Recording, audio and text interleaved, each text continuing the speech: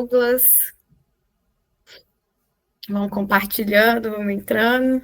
Montes Claros, minha cidade, meu povo. Não, pessoal, tem o pessoal do Rio Grande do Sul passando frio para entrar aí também. Fala não. Mas é isso, acho que a gente pode começar. Daqui a pouco, conforme o pessoal vai entrando, já vão participando também. Combinado. E a gente vai conversando. Combinado. Só aparecendo direitinho. Então tá, pessoal. Vou dar as boas-vindas para todo mundo. É um prazer ter vocês aqui, é um prazer fazer esse momento com vocês. Para nós sempre é muito bom, é muito gratificante poder compartilhar um pouco do nosso trabalho, né? Que às vezes a gente fica aqui trabalhando sozinho, meio escondido com os nossos processos. Então, às vezes a gente sai desse mundo e aparece aqui para conversar um pouco com todo mundo. A gente dá as caras por aqui. E a gente pensou nesse momento para fazer mesmo essa troca de experiência, principalmente na área da saúde, né? A gente sabe que farmacêuticos, biomédicos, biólogos, enfim, todos podem trabalhar com perícia judicial. E existe também, dentro dessa linha, uma gama de possibilidades, uma gama de áreas de atuações. E aí a gente quer conversar um pouco sobre isso, porque, vamos lá, eu sou biomédico, a Andréia também é biomédica, mas nós começamos na perícia em áreas totalmente opostas, né? A gente chegou agora, digamos assim, numa área comum onde nós trabalhamos, mas quando começamos em áreas totalmente opostas.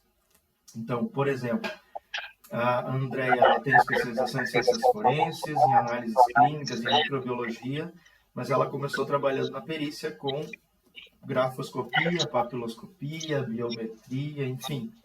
E aí depois ela veio para esse campo das análises clínicas, toxicológicas e genéticas. Já a minha formação é em toxicologia, né? Eu sou biomédico, fiz uma especialização também em ciências forenses, depois fiz mestrado, doutorado, pós-doutorado, tudo na área da toxicologia, então fiquei voltado mais para a área laboratorial. Não me aventurei na documentoscopia e na gráfica, embora na especialização eu tive contato com essas matérias, né, com papiloscopia, enfim, mas eu acabei não indo para essa área, eu acabei ficando bem na área laboratorial.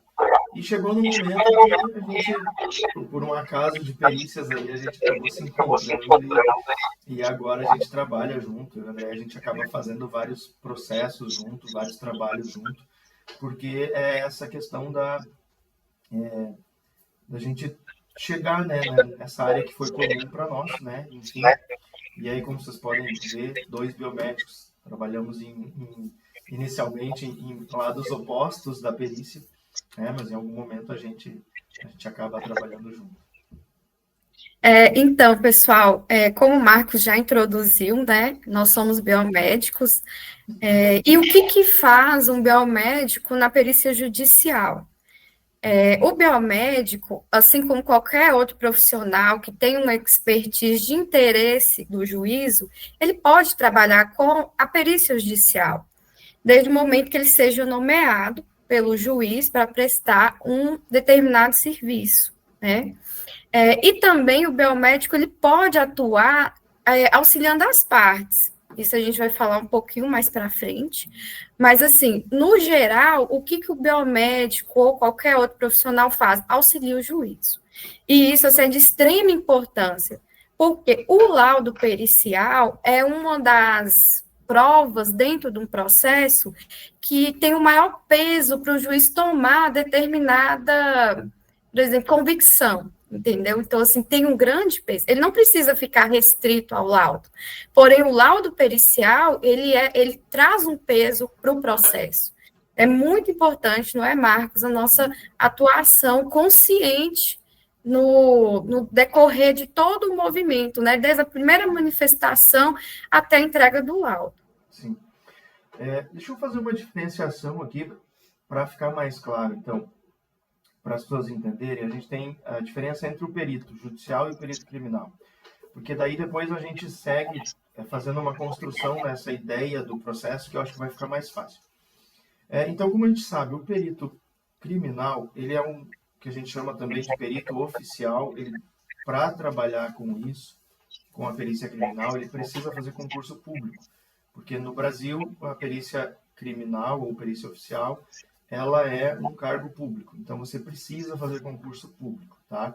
Senão você não vai trabalhar nessa área, você até pode trabalhar como assistente técnico na área criminal, né?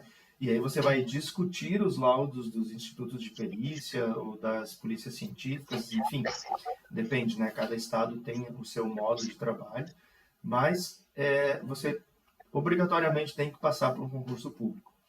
Já no caso da perícia judicial, na verdade você precisa estar formado, com o seu registro de conselho válido, né? Está ativo, porque é quem vai fiscalizar o teu trabalho, acaba sendo o teu conselho de classe. E aí você precisa fazer um cadastro no conselho, no tribunal onde você quer trabalhar. No caso, eu trabalho aqui no Rio Grande do Sul, também Santa Catarina, Paraná, enfim, alguns outros estados do Norte e Nordeste também. A Andréia também trabalha em Minas. Onde mais, Andréia, você trabalha? Ixi, então, minhas áreas de atuações, né, no decorrer do Brasil, eu atuo principalmente no Tribunal de Minas Gerais. Também tenho atuação em Roraima e Rondônia, por incrível que pareça. Depois eu conto para vocês como eu cheguei lá. Ali pertinho. Goiás, eu também tenho atuações em Goiás. E, esporadicamente, né, eu faço algumas perícias junto com o Marcos, né, no Rio Grande do Sul, que é uma parceria nossa. Eu me desloco de Minas Gerais para fazer algumas análises no Rio Grande do Sul. Isso a gente vai falar com vocês a respeito da importância do trabalho multidisciplinar, do contato com os colegas. Mas minha principal atuação é em Minas, né? E é um estado enorme. Uhum.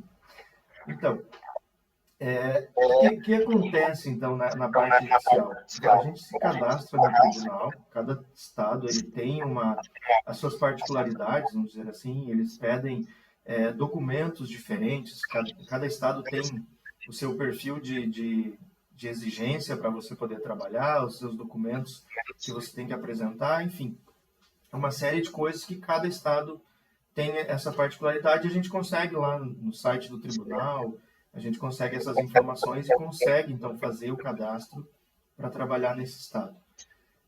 E aí, a partir disso, a gente passa a compor uma lista nesses tribunais, a partir da reforma do Código Civil e do Código de Processo Civil em 2015, a gente passou, então, os tribunais passaram a ter uma lista de peritos, e a gente, então, passa a fazer parte dessa lista, que ela é disponibilizada nas varas judiciais, e aí a gente acaba sendo nomeado de acordo com a necessidade de cada localidade. E a partir disso, então, a gente, uma vez nomeado, então, nós entramos nessa fase processual, e aí nós estamos fazendo nosso trabalho, auxiliando o juiz, e aí a gente vai ter alguns casos onde vai ter a perícia, falando na parte laboratorial, né? Nós vamos ter a perícia direta, onde a gente vai ter que fazer análise de laboratório, a gente vai ter que analisar a amostra, talvez coletar amostras novas, enfim, uma série de coisas que mais para frente a gente discute mais um pouquinho. E temos também a perícia indireta, que é quando não se tem mais amostra para trabalhar, e nós vamos trabalhar basicamente nos documentos que estão no processo. Lá no processo nós vamos ter todos os documentos que vão ser trazidos pelo autor da ação, também os documentos que vão ser trazidos pelos réus, e aí a gente vai trabalhar em cima desse material que está disponível. Essa é uma perícia daí indireta, nós vamos trabalhar apenas com o que está disponibilizado nos autos. E aí nós vamos elaborar o nosso laudo pericial. No caso que a Andréia trabalha, que já é grafoscopia, papiloscopia, biometria, enfim, tem algumas outras particularidades. Compartilhe algumas com a gente. Então, pessoal, como o Marcos falou, existe a perícia indireta, né, na biomedicina, e a gente vai trabalhar com a documentação que é disponibilizada nos autos. Já na parte da grafoscopia, que é quando a gente faz análise de assinaturas, e papiloscopia, que a gente faz análise das áreas digitais, a gente também pode realizar a perícia com os documentos que estão disponibilizados nos autos. É claro que isso é bem, assim, uma situação que o banco, ele não disponibilizou o documento, você não teve acesso, porque nesta área é de extrema importância que você solicite os originais. E por que os originais é tão importante? Porque a gente não faz análise só da assinatura ou só da digital. A gente faz análise de todo o documento, porque não existe assinatura sem um suporte, entendeu? Então, às vezes, a gente pode encontrar uma fraude no documento. Às vezes, a gente pode encontrar alguma fraude nos selos cartorários, entendeu? Então, assim, a gente analisa também o contrato original.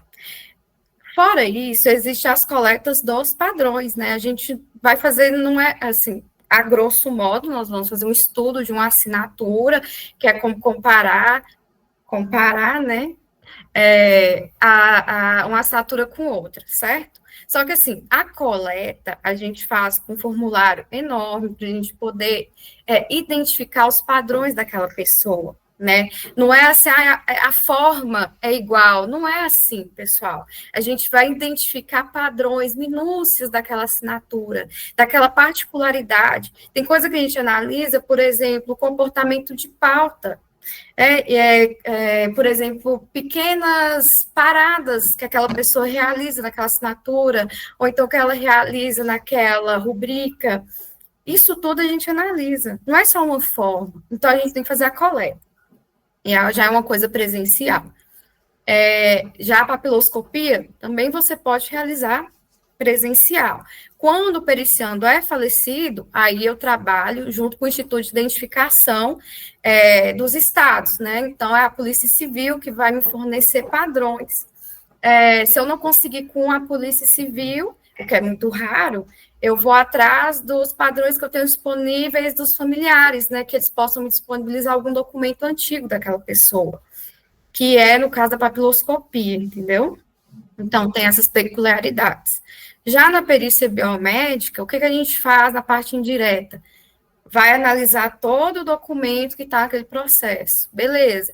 Mas se eu não encontrei, está faltando, vou ter que solicitar. Para isso, eu vou ter que saber o que eu tenho que solicitar, tenho que saber como solicitar e quando solicitar. Então, isso também é muito importante, né? Porque a gente não é do direito. Por isso que eu falo, pessoal, não é obrigatório você ter curso de perito judicial, mas é importante ter porque somos da saúde, a gente não entende nada do direito.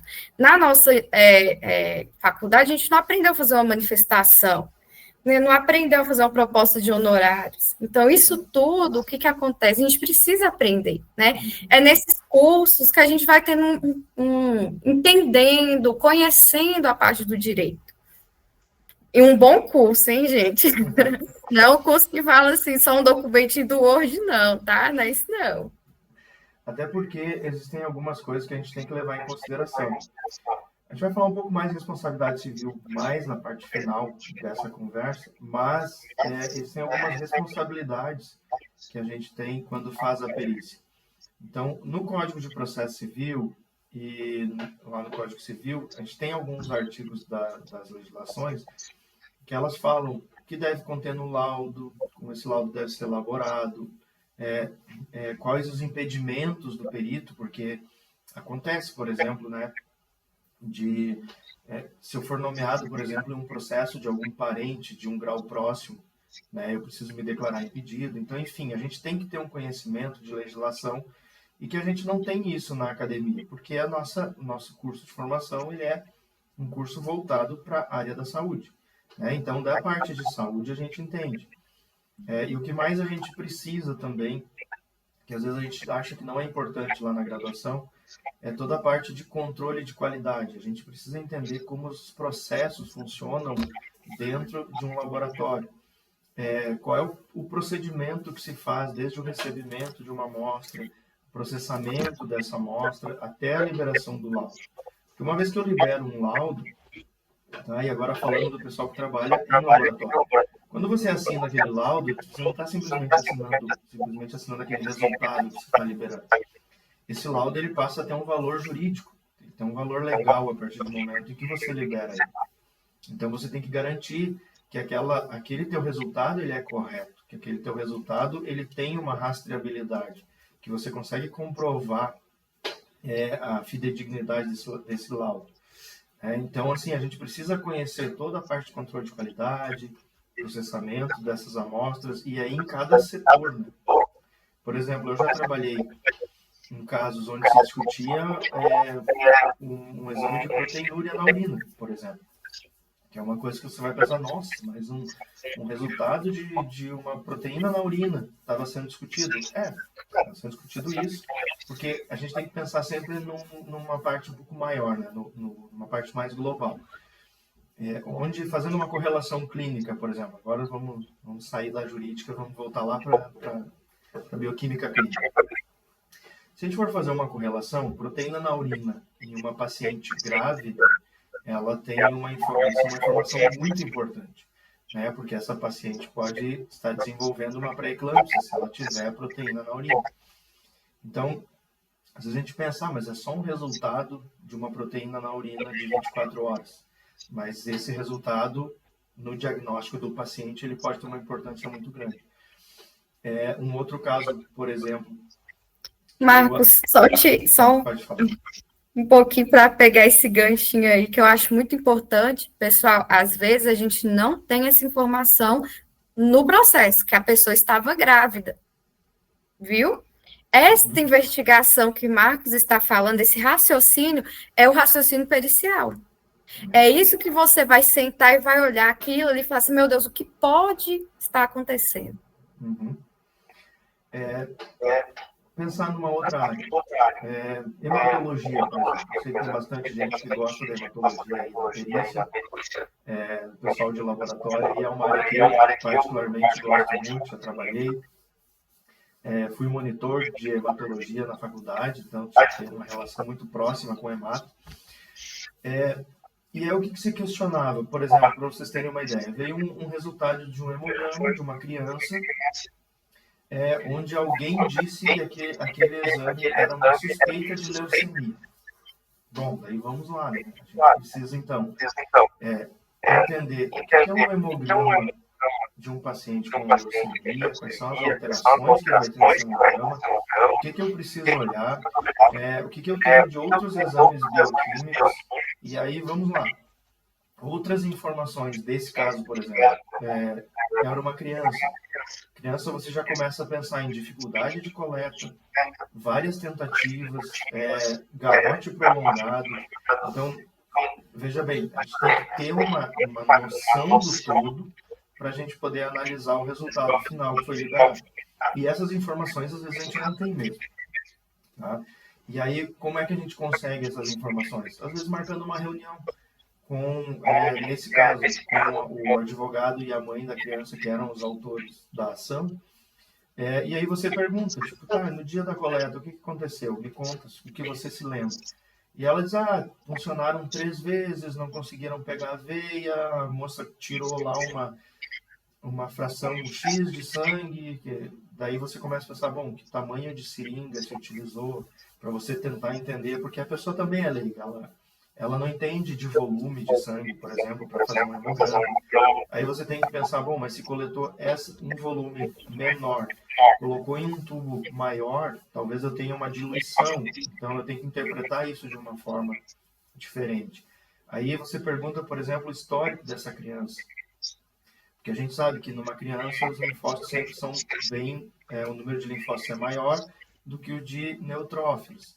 Então, se você vê um exame que isso está invertido, você tem que ver se essa criança estava passando por uma infecção bacteriana, né, se ela estava fazendo tratamento com antibiótico, enfim, você tem que investigar isso. Isso faz parte daí desse olhar pericial, né? E aí, então são essas pequenas coisas, pequenos detalhes que você vai trazendo, vai construindo o seu raciocínio, para daí você poder, então, montar o seu laudo e discutir, né, o resultado desses exames, responder os quesitos de forma convincente, coerente, e além disso tudo, fundamentar de forma técnica e científica, né? Porque nós somos chamados ao processo justamente para fazer isso. Todo esse desenvolvimento técnico e científico. Então, o nosso laudo precisa ter um lastro científico. Quando eu escrevo lá a fundamentação teórica do meu laudo, eu preciso citar as referências. Isso a gente está acostumado a fazer desde a época da faculdade, né? Porque a gente escreveu vários artigos, fez vários trabalhos, apresentou, e todos eles nós tínhamos que informar as referências bibliográficas. Então, a gente tem que se valer sempre desse material. Hoje em dia não dá nem para reclamar, porque a gente tem bibliotecas online, então a gente tem esse material disponível, livros que a gente antigamente tinha que andar com aquelas bancas embaixo do braço. Eram uns 18 quilos de livros, mais ou menos, que tinha que levar para fazer um trabalho. Hoje a gente já consegue esse material de forma digital, então está bem mais fácil. Então... Hoje está bem mais fácil, gente, inclusive o processo, né? Quando eu iniciei, quando o Marcos iniciou, já tem um tempinho, os processos, eles eram físicos, né? Então, era tanto de folha. Hoje não, hoje está tudo online mesmo, virtualizou, o que facilita muito, inclusive, a gente conseguir atuar em outros estados, né, o que é muito importante, porque assim abre um leque de atuações para vocês, né? Vocês podem fazer as perícias indiretas, fazerem parcerias e conseguirem atuar em outros estados, igual eu atuo em outros estados bem longe do meu, mas são questões que eu consigo fazer isso porque virtualizou o processo, senão eu teria que solicitar que me encaminhasse pelo correio, como que eu consegui me apresentar, né? Porque é bem complicado.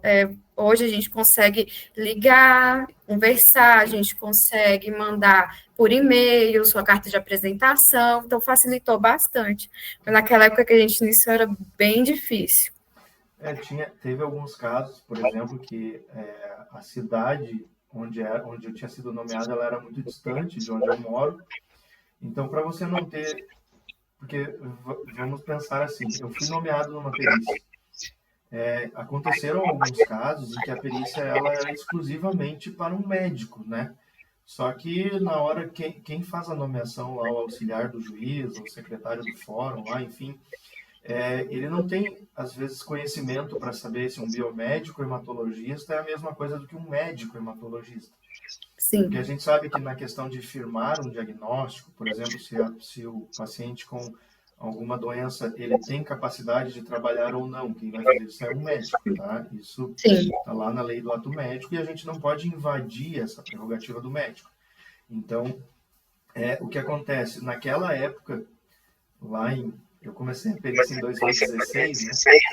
Então, eu era nomeado eu recebia a notificação da nomeação por e-mail, então, se a cidade era próxima de onde eu morava, eu me deslocava até o fórum, pegava o processo, ia até algum lugar, às vezes dentro do fórum mesmo, fazia as cópias das partes que eram importantes para eu fazer a perícia. E aí eu tinha que fazer um aceite daquela perícia, eu tinha que tentar fazer por ali mesmo para já anexar isso ao processo e poder desenvolver o processo físico no fórum. Né? Porque eu não podia, até podia levar embora, mas é bem complicado de você fazer toda essa logística. Alguns casos eu tinha que pedir isso por malote, então isso levava, por exemplo, eu era nomeado hoje, aí eu respondia o e-mail para o fórum pedindo para eles enviar por malote, eles mandavam o malote do fórum aqui para a cidade onde eu moro, aí eu tinha que ir até ali no fórum, eu retirava o processo, trazia para casa, às vezes 3, 4 volumes de processo, pilha gigantesca, copiava então em casa tudo que eu precisava, e aí eu ia lá e devolvia o processo com o aceite ou com a negativa de fazer a perícia, né? Então, isso demorava muito mais, era muito mais burocrático. Hoje em dia, com o processo eletrônico, facilitou bastante, porque eu sou nomeado, eu recebo a notificação por e-mail, eu recebo a notificação no sistema do Tribunal de Justiça, e aí eu já consigo acessar, eu já consigo ler todo o processo no mesmo momento, eu consigo fazer o aceite no mesmo dia, as partes são notificadas no mesmo dia ou no dia seguinte sobre o meu aceite ou negativa da perícia, então agilizou bastante todo o nosso trabalho, né? Essa questão de transformar isso tudo em digital.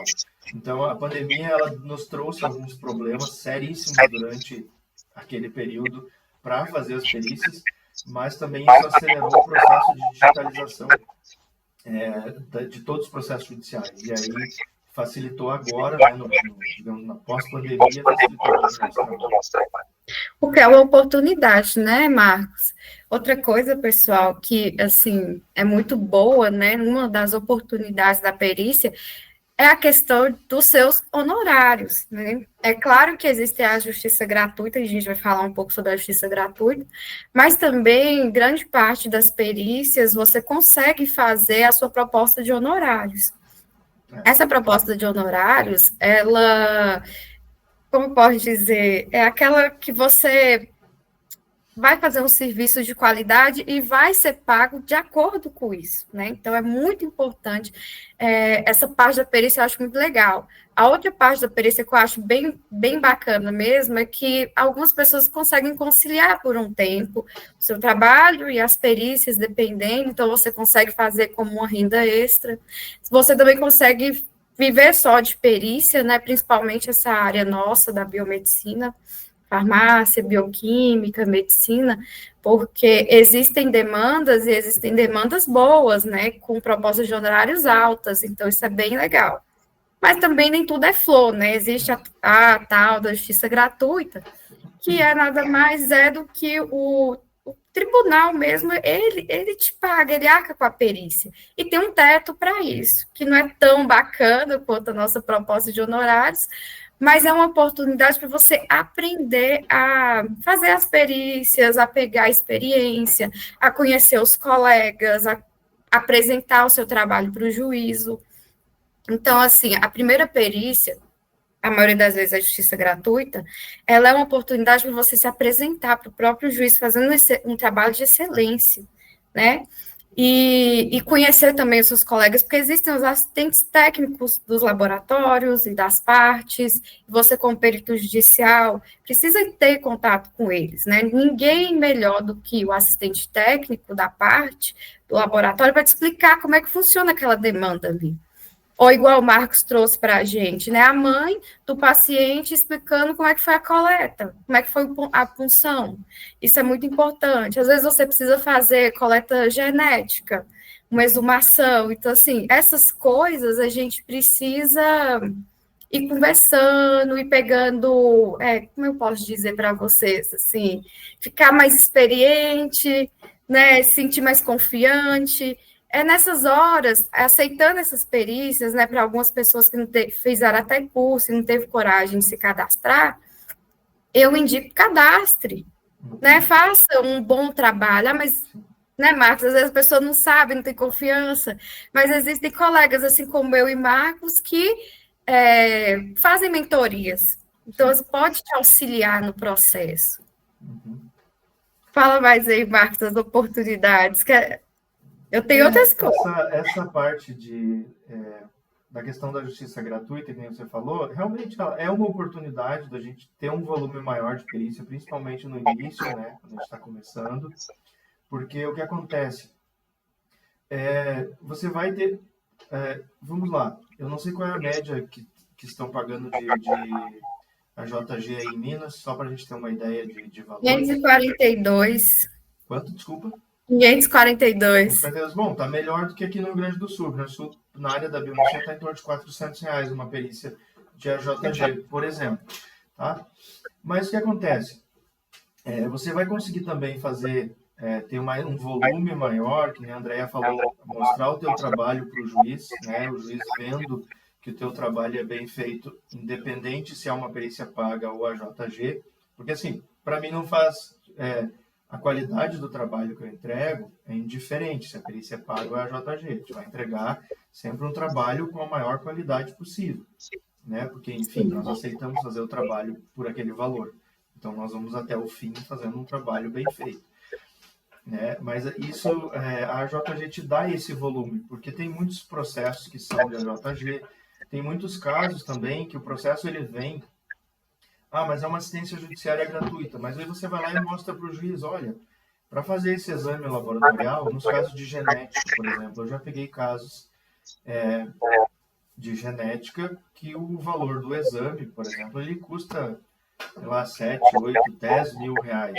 E o pedido era de AJG. E aí eu expliquei para o juiz que não tinha como fazer, nenhum laboratório vai fazer pelo valor da JG, óbvio, e que então eu precisava majorar esses valores e que alguém teria que pagar isso. E aí o juiz determina quem das partes vai pagar, e aí geralmente ele chega em um valor lá razoável que você consegue trabalhar.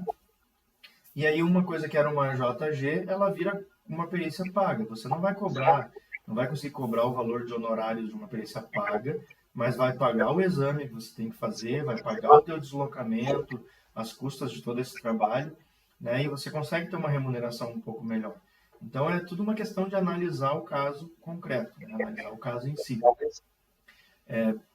Por exemplo, casos de exumação, né, que são esses casos genéticos de exumação, eles são bem caros mesmo, porque a gente tem que levar em consideração que esse paciente pode estar desculpa, essa pessoa pode ter morrido já há vários anos, né, tipo, superior a 10, 12, 15 anos, e aí você começa a ter um DNA de menor qualidade. Então, o laboratório precisa ter um exame melhor, né, analisando mais locais do DNA para poder chegar a uma conclusão coerente e que realmente solucione o caso, né? Porque o que a gente busca quando a gente está fazendo isso? É solucionar aquele caso, né? Por exemplo, numa identificação de um corpo.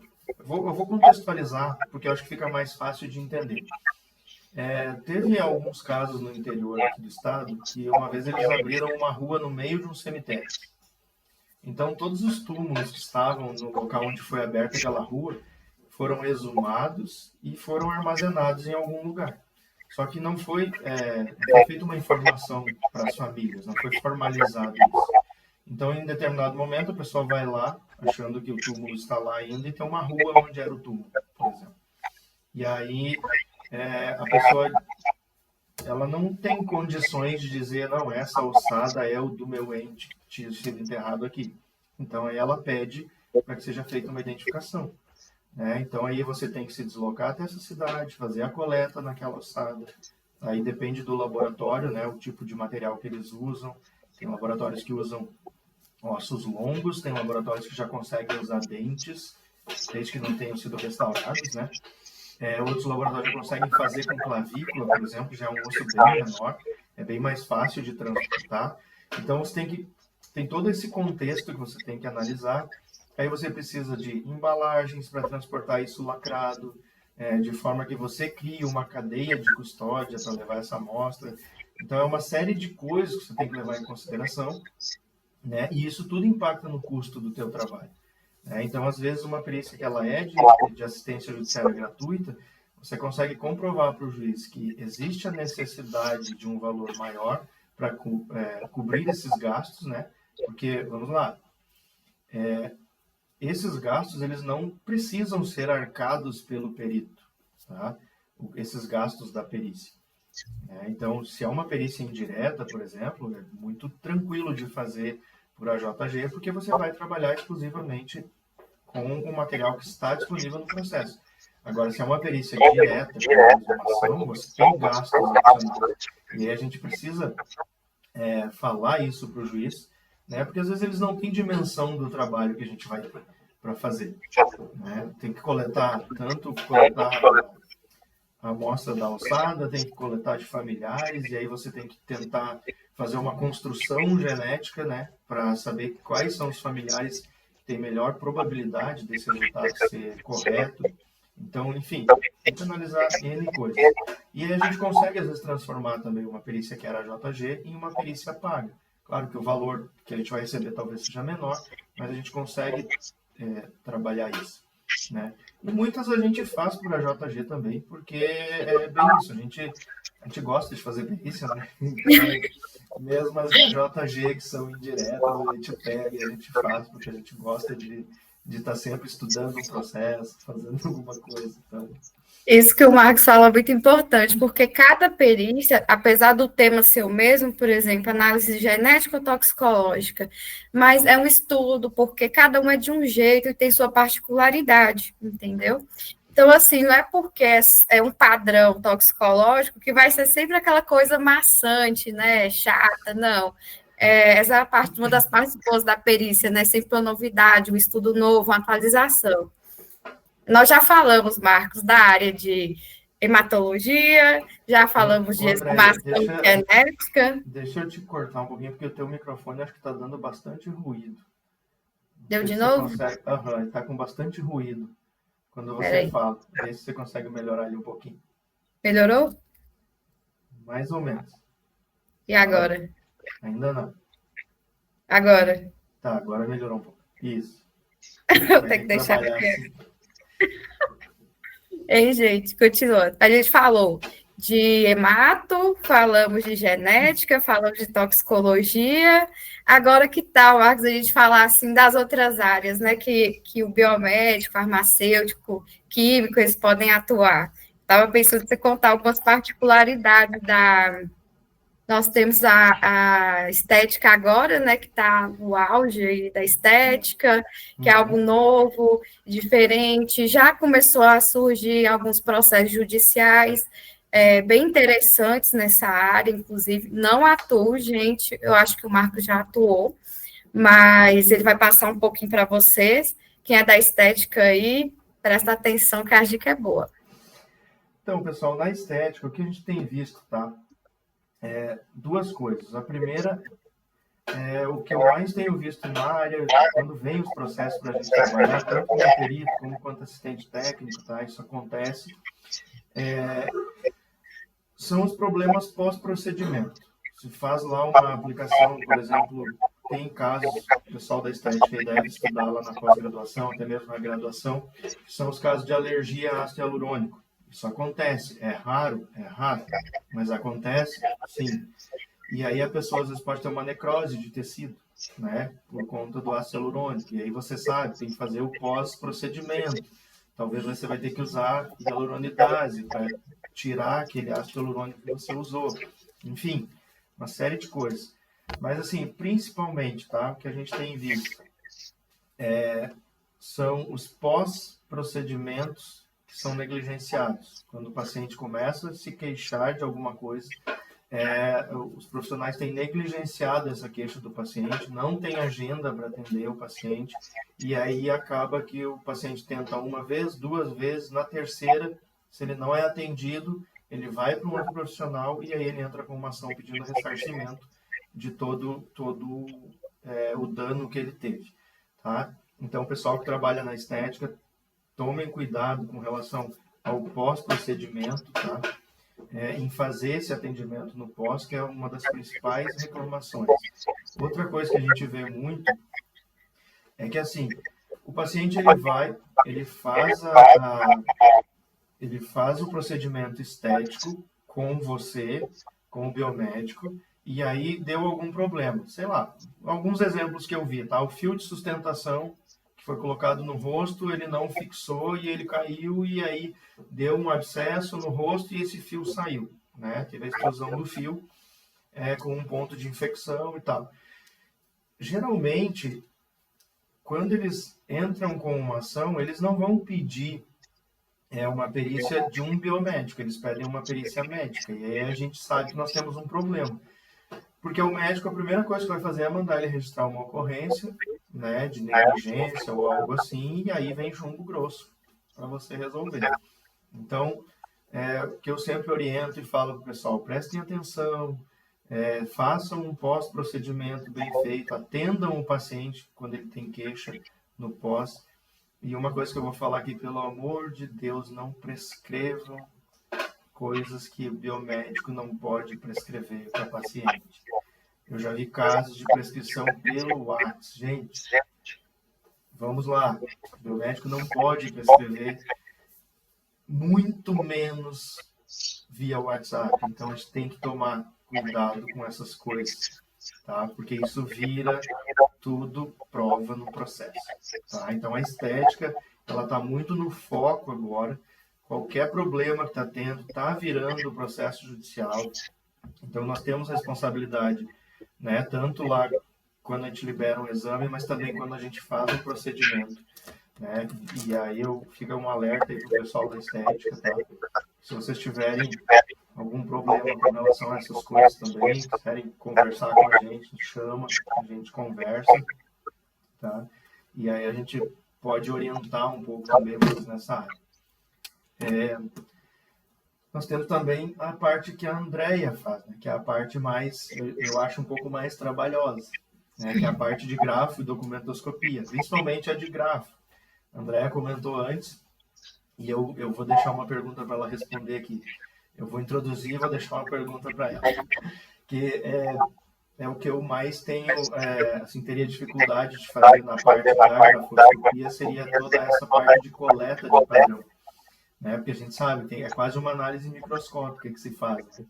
Você tem que ver os giros, as paradas, os inícios de letra, os finais, os encerramentos, enfim, tem termo técnico para isso.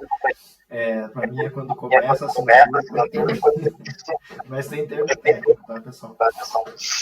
Então, André, podia só falar um pouco de como se faz isso hoje. Você está conseguindo fazer isso também de forma digital? Porque a gente sabe que veio essa tecnologia, né? E antigamente, quando eu fiz a pós, eram os formulários lá, tinha 10, 15 linhas lá, a pessoa tinha que assinar, ou tinha que escrever uma frase, ou várias frases, enfim, era uma coleta bem, digamos assim, bem analógica, né? Era no papel. Hoje em dia você já está fazendo, pelo menos a visualização de coleta, você já consegue fazer no digital. Só antes de responder essa pergunta, é muito boa, vou mandar um recado aqui para Ricardo. Já respondemos você, viu, Ricardo? Um abraço aí, foi meu colega no laboratório. Tem anos. Então, pessoal, a grafoscopia, documentoscopia, papiloscopia, os profissionais que têm uma graduação, como eu, biomédica, a gente pode atuar nessas áreas desde que você faça um curso profissionalizante. Falo profissionalizante porque é um curso que vai te ensinar a atuar nessa área. Porque não há graduação, né? Graduação grafoscópica, graduação. Eu fiz uma especialização e fui fazendo cursos para poder atuar nessa área. Marcos falou da coleta. Coleta de padrões, Marcos, papel, não tem jeito. A gente consegue analisar algumas coisas online? Consegue, mas assim, com muita limitação, né? Tem todo o problema das limitações das análises, muita coisa a gente não vai conseguir enxergar. Agora, né, está ocorrendo uma mudança que são os contratos bancários firmados digitalmente. Que a gente, às vezes, firma os contratos online agora. Então, são assinaturas eletrônicas, aí dessas assinaturas eletrônicas vem as digitais, e aí a gente faz outro tipo de análise, a gente utiliza softwares, a gente utiliza N coisas para identificar a autoria, né, dessa assinatura eletrônica. Algumas assinaturas eletrônicas a gente não consegue vincular a autoria. É importante dizer que a digital, como eu posso dizer, ela tem muito mais peculiaridade que a grafoscopia, muito mais dificuldades, né? O que eu faço é uma documentoscopia digital. Eu analiso esse documento digital e as assinaturas ali vinculadas. Mas existe a parte que passa dela, né? Como se você estivesse enxergando uma folha e atrás dessa folha tivesse N coisas. Essas N coisas, elas fazem parte da informática forense. Então, já não é minha área de atuação, e também não posso entrar nela, né? Aí tá outro percurso, né? Os peritos em TI sabem muito bem disso. A gente pode atuar nessa parte também. É uma parte boa da perícia, né? Eu falo com o Marcos que eu tenho muito mais nomeações na parte de grafo e doc. A maioria é justiça gratuita, é verdade, né? E os meus maiores honorários são na biomedicina, mas, porém, tem um pouco menos de nomeações, pelo menos aqui em Minas Gerais, né?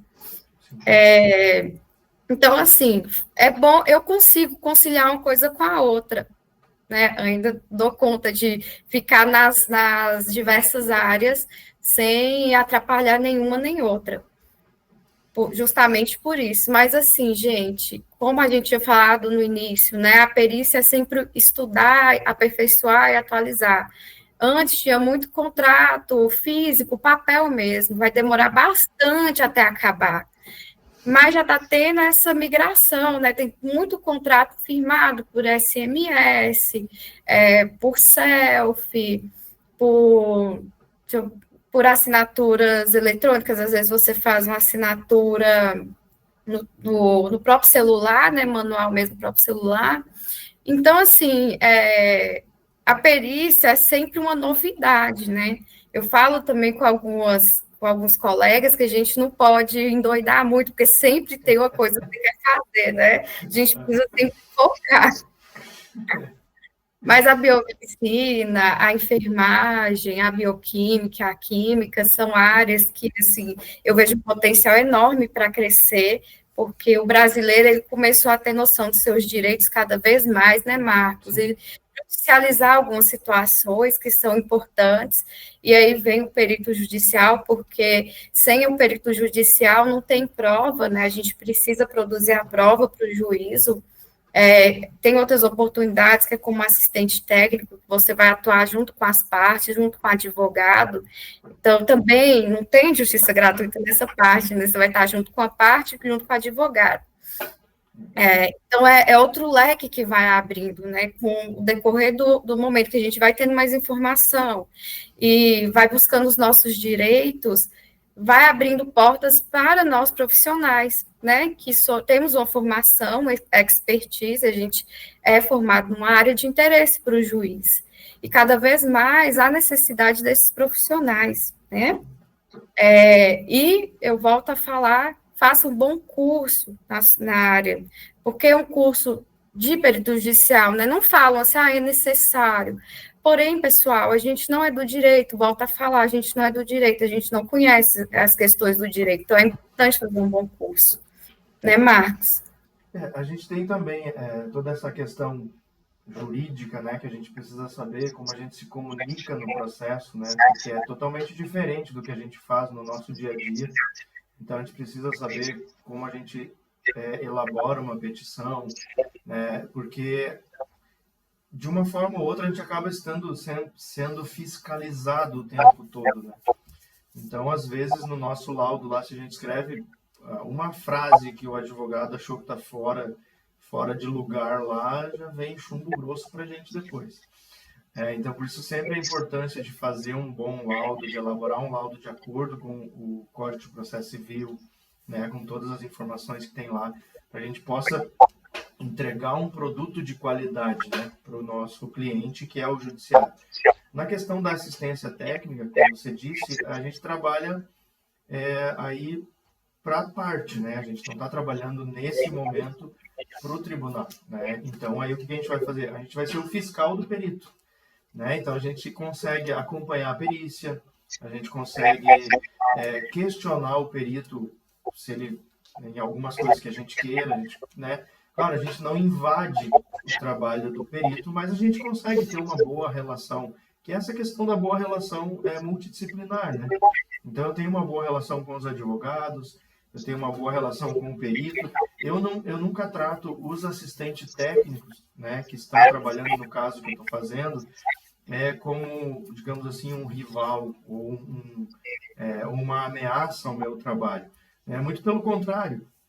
Às vezes tem casos que o assistente técnico é um médico, por exemplo, né? Mas eu mantenho lá o meu trabalho, faço o meu trabalho com qualidade, convido o assistente técnico para participar nos casos onde tem, por exemplo, uma análise laboratorial, né? A gente sempre abre essa oportunidade para os assistentes técnicos participarem da análise, e é o momento onde eu vou poder explicar para o assistente técnico, né, como que aquele exame ele é feito, quais são os procedimentos, o que eu estou avaliando, e por que aquele resultado está correto ou não está correto. Então, às vezes eu consigo adiantar isso lá durante a análise, né, e a pessoa vai construindo o entendimento e ela vai saber por que você concluiu daquela forma. Então, a gente tem sempre esse trabalho com os assistentes técnicos, com os advogados, né, de uma forma muito próxima.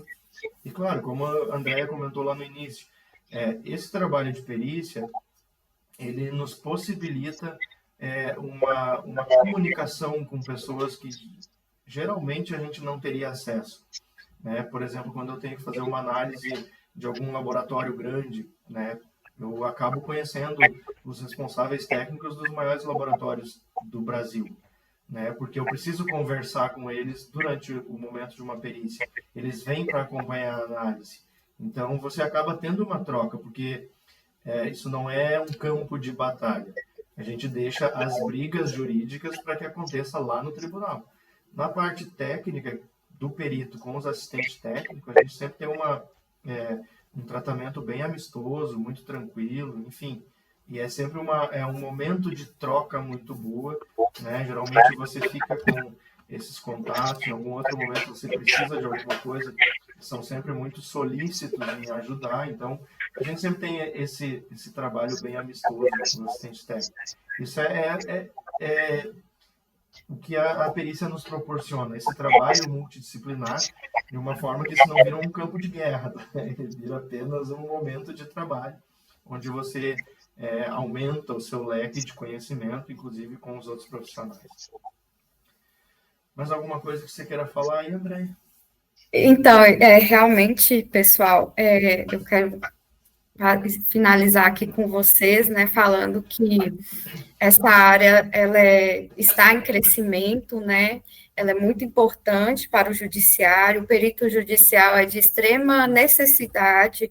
Não vai ter, como eu posso dizer, o perito, ele faz a prova, né? Ele vai atrás, ele busca o olhar clínico, ele tem a paciência, ele lê, ele vai atrás de artigo. Eu já comprei livros, artigos, mentorias, tudo para resolver um processo. Então, assim, sem o perito judicial, muitas das partes ficariam sem a justiça, sem um fim, entendeu? Então, assim, além desse trabalho que a gente tem, né, para o nosso próprio sustento, ainda é um trabalho social. A gente faz algo bom para a sociedade, a gente devolve de alguma maneira. O Ricardo Marques perguntou qual pós-graduação fazer para atuar nessa área, que é uma área assim, maravilhosa. Eu vou deixar você fazer o jabá, gente, porque eu sou suspeita de falar. Assim, pessoal, o que eu tenho visto de mercado, tá? Das pós-graduações? Elas geralmente, como a nossa que a gente fez de ciências forenses, ela está sempre muito voltada para a área criminal. Então, se você pensa em também futuramente trabalhar na área criminal, como você trabalhou com a Andrea, provavelmente já está formado, né, Ricardo? Ele é enfermeiro. Enfermeiro? Bom, mas também pode trabalhar nessa área. Eu não vejo uma necessidade em fazer, por exemplo, uma pós-graduação, mas existem pós-graduações, né, que vão focar mais na área criminal. Eu acho assim, existem alguns cursos que você pode fazer e você já pode atuar. Eu tenho alguns colegas enfermeiros, tem enfermeiro que fez o meu curso e que já trabalha na área, né? Então, enfim, e você já pode trabalhar. O que você precisa, num primeiro momento, aprender é como você vai conversar com o judiciário, né? E como você vai elaborar o seu laudo. Farmacêutico também, Ricardo, né? Fica mais ou menos nessa linha. Aí, se você quer atuar na perícia criminal, talvez a pós ela vai te ajudar, mas mais para nota de pós-concurso, sabe? De colocação. Não vai te dar, assim, uma gama de conhecimento que vai mudar muita coisa no teu estudo, tá? Mas eu acho que ficaria mais nessa linha, tá? Pessoal, a nossa hora está passando um pouco. Eu vou fazer o seguinte. A gente vai abrir depois, eu abro lá uma caixa de perguntas no meu Instagram, a Andrea abre no dela, e daí vocês podem colocar as perguntas de vocês hoje, amanhã, a gente deixa aberto e a gente vai respondendo por lá. Inclusive sugestões para uma próxima live, algum assunto que vocês queiram que a gente converse, vocês podem colocar lá, pode ser toxicologia, pode ser grafoscopia, papiloscopia, enfim, genética, o que vocês tiverem interesse que a gente converse, a gente pode montar aqui um bate-papo sobre esse assunto. A gente pode trazer alguns casos também que a gente atuou. A gente tem bastante coisa aí que a gente pode comentar com vocês, né? Bastante BO. Bastante BO também. Tem as coisas boas da perícia, tem sempre os perrengues, né? Quem nunca passou um perrengue num trabalho? Perrengue chique também, gente. Quando você vai no Rio de Janeiro, é um perrengue chique, né? Quando vai para o Rio, é um perrengue chique. Agora, Fazer o perigo, pegar um sol. Quando vai lá para o interior, fica 1h30 na estrada de chão, daí já não fica tão chique o perrengue, né? É verdade. Fica mais difícil. Mas assim, pessoal, a ideia dessa live de hoje é fazer um bate-papo. Tem algumas pessoas que já mandaram aqui no meu direct perguntando. A gente tem sim um curso, tá? Se você estiver interessado em saber mais sobre esse curso, sobre o que a gente faz, nos manda no direct depois, que a gente também providencia cupom de desconto para vocês que assistiram a live, e vocês nos peçam lá que a gente faz isso, tá? Daí a gente consegue também explicar um pouco mais. Eu tenho um curso de perícia para a área da saúde, a gente vai incorporar a esse curso um módulo de grafo e talvez de documentoscopia que a gente está fazendo com a Andrea, tá? A gente vai colocar lá, mas mesmo que você já queira ir estudando, você vai ter essa atualização depois sem custo adicional nenhum, tá? A gente está trabalhando nessa parceria para fazer. Além disso, para quem já trabalha na área, nós também prestamos consultoria. Se você se inscreveu lá no tribunal, foi nomeado e aí não sabe o que fazer, entra em contato com a gente através do nosso Instagram, pode chamar a gente conversa. Se for da área da Andrea, eu encaminho para ela. Se for da minha área e ela não conseguir resolver, ela encaminha para a gente. Porque o que a gente acaba fazendo nas consultorias? Nós temos os nossos laboratórios de apoio, né? Então a gente consegue fazer essa troca de informações, a gente consegue entender qual é a sua necessidade e te ajudar a montar o seu laudo. A gente consegue sentar junto depois, fazer uma revisão de conclusão, para ver se está fazendo sentido o que você entendeu, enfim. O pessoal está perguntando sobre e-book. A Andrea tem também e-book disponível. Então, aí vocês podem pedir para ela manda o link aí para vocês. E aí a gente vai conversando. Fiquem à vontade de nos chamar, né? Chama pelo direct, tiver dúvida. Por exemplo, uma coisa que eu recebo muito é na toxicologia, né? Porque hoje em dia a gente tem muito problema judicial com relação às análises toxicológicas de cabelo. Então, o pessoal às vezes é nomeado para esse tipo de processo e não sabe o que fazer porque não é da toxicologia. Tá? Então, a gente ajuda, não tem problema. Nos chamem, a gente conversa, a gente tenta entender qual é o problema. Tá? Então, a gente presta essas consultorias para vocês.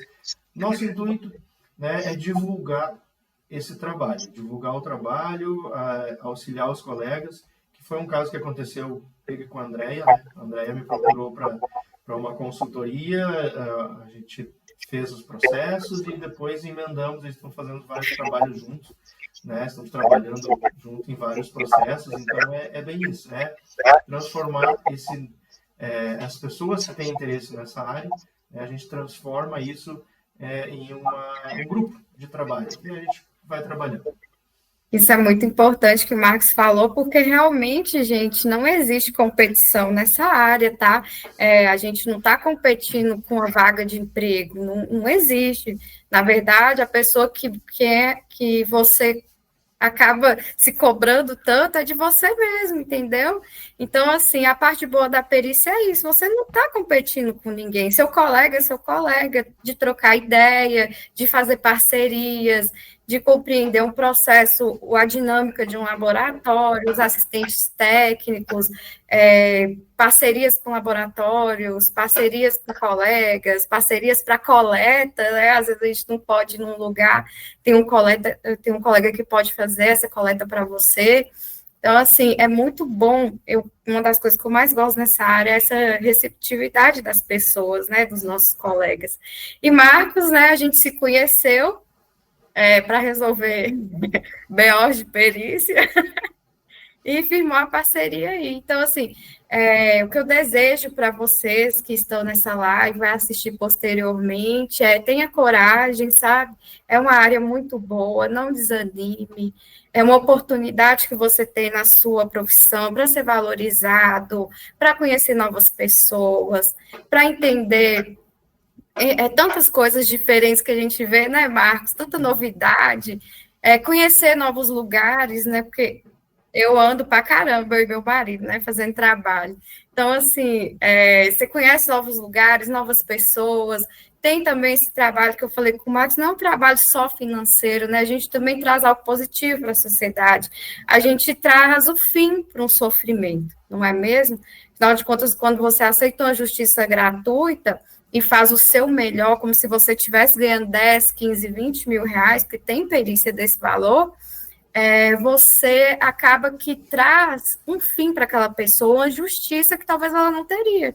Se o perito não tivesse aceitado, porque ela não tem condições de pagar um perito, tampouco um assistente, entendeu? Então, a gente traz algo positivo, não é um trabalho apenas, né? É por amor, é com critério, é com consciência, entendeu? E até breve, eu espero ver vocês em outras lives. Eu vou abrir a caixinha junto com o Marcos. Eu quero que vocês falem o que vocês querem que a gente fale, se quer novidades, se quer curiosidades, se quer aulinhas. A gente está aí para compartilhar conhecimento, para pegar a mão de vocês e auxiliar vocês nessa área. Quem tiver interesse do curso, a gente tem um curso. Eu falo assim, nossa, eu fiz o curso, tá, gente? Então eu posso falar se o curso é bom. É bom mesmo. Ele pega na sua mão e te ensina. E a gente está aqui também para auxiliar, né? É isso. Então tá, pessoal. Hoje Obrigado, né, pelo elogio. Mas, pessoal, obrigado por terem participado. Hoje era mais uma troca mesmo de informações, era um bate-papo para vocês entenderem, se interessarem mais por essa área também. Fiquem à vontade, mandem as perguntas, a gente vai deixar lá, então, a caixinha aberta. Mandem sugestões, perguntas para os próximos assuntos também, que a gente vai fazendo de uma forma mais periódica, daí alguns bate-papos aqui com vocês, para vocês poderem se inteirar um pouco mais dessa área, que eu sei que sempre tem uma procura, né? Só que às vezes fica a informação sempre relacionada à venda de um produto, alguma coisa, e a gente quer mesmo fazer uma troca de informação aqui com vocês, uma troca de experiências para ajudar os colegas que estão nessa empreitada aí, que nem a gente, tá bom? Muito obrigado. Quando a gente iniciou, era bem assim, sozinho, né, amigo? Quando eu iniciei, só tinha 4 peritos atuando em Minas Gerais, na área de biomedicina. Hoje já somos 28, né? Cresceu bastante. Cresceu bastante. Mas é igual eu falei com vocês, não é concorrência, porque há muitos processos e há muita necessidade. Então, né, aguardo vocês nas próximas. Foi um prazer estar com vocês, dividir a bancada com meu amigo Marcos. E nos vemos em breve. Em breve para mais perícias, hein, gente? Vem perícias boas aí. É verdade. Voltaremos para mais discussões, quem sabe discutir alguns casos aqui com vocês, que já estejam resolvidos, que a gente possa abrir aqui, a gente traz alguns casos para conversa. Tá certo? Obrigado, pessoal. Obrigado pela presença, pessoal. Até mais.